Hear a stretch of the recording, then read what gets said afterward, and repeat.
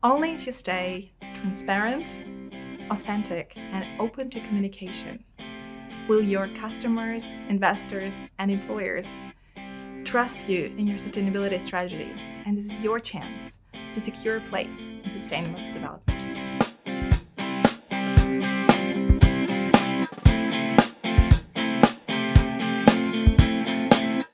My name is Aleysa Krit, and I'm an anthropologist.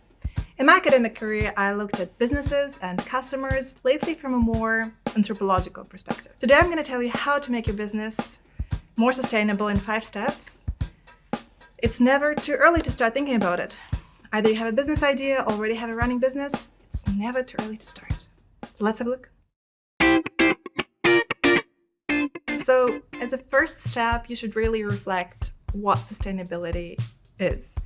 A lot of people think in terms of ecological notions, which is correct, but you should never forget the economic and social dimensions of sustainability.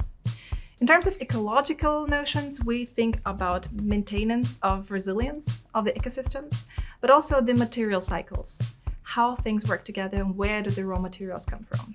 In terms of economic sustainability, we think about responsibility of actors in terms of their sustainable management.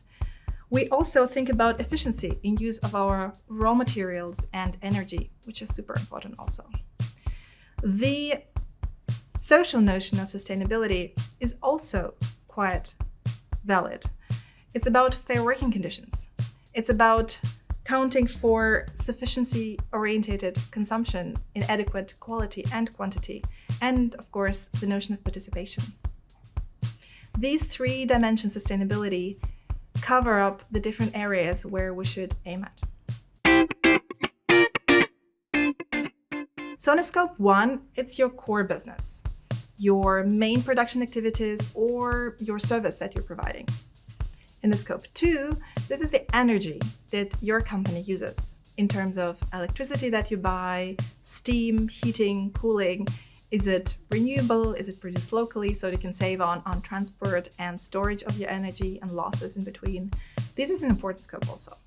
And scope 3 is a little bit trickier because often businesses don't have a direct impact on those scopes, and yet they're still important to be aware of and list them also. Issues like how your employees come to work play a big role, but also how does your product get to your end customers? What happens with your product once it's been used? How is it dealt with? These notions are important to think about because they can bring you insights into your core businesses. For example, if you have a product, you can think of it, how will it be reused at the end or maybe recycled, and using that knowledge, design your packaging. Or if you have videos that you're producing, you can think of how these videos will be stored at the end. How will they be downloaded? And knowing that, choose a different format to record your videos. So these 3 scopes are important, and you can use them as a means to analyze the processes of your business. Well, operations footprint is an important issue, and global goals are something that is already set and you can use as a starting point. These are Paris Agreement, Sustainability Development Goals, IPCC report.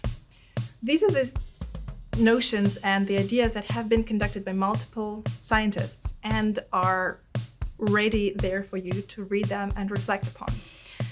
One of the major issues that is discussed, of course, our climate impact, and usually it's calculated in CO2 or CO2 equivalents.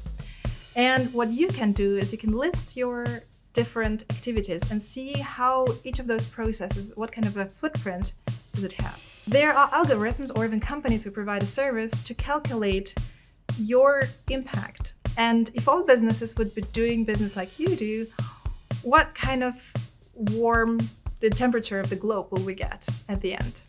Well, those reports and those goals set us a goal of maximum 2 degrees. We can raise our temperature of the world and should stay at 1.5 degrees. So you can have a look, where will your business land if you calculate it like that? Once you have a list of all the processes you have in different scopes, in the different dimensions of sustainability, you can start putting monetary value towards it, the value to society, so to speak. The value can be positive. For example, in economic scope, it can be the salaries that you're paying, the tax you're generating, But also in social, you can have, for example, educational programs that you establish. On a negative part, you can probably have your CO2 impact, you can have your water or air pollution that you might have, and you can also calculate in terms of your monetary value or the negative impact that you're bringing. While looking at that chart, you can have a look then which areas are the most harmful or which bring the most value and which ones can be actually changed upon. The next level would be, of course, to make these data transparent for your investors, to make sure that you can be listed as a sustainable company because you're looking at those issues and defining them.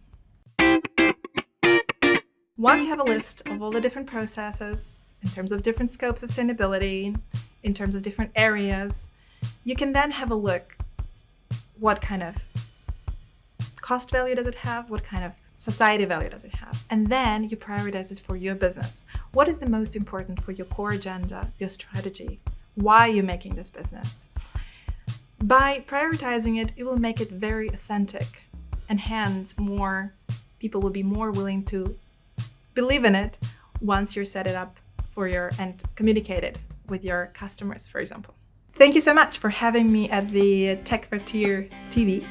And I hope that these ideas can motivate you and bring to action to become more sustainable. Thank you.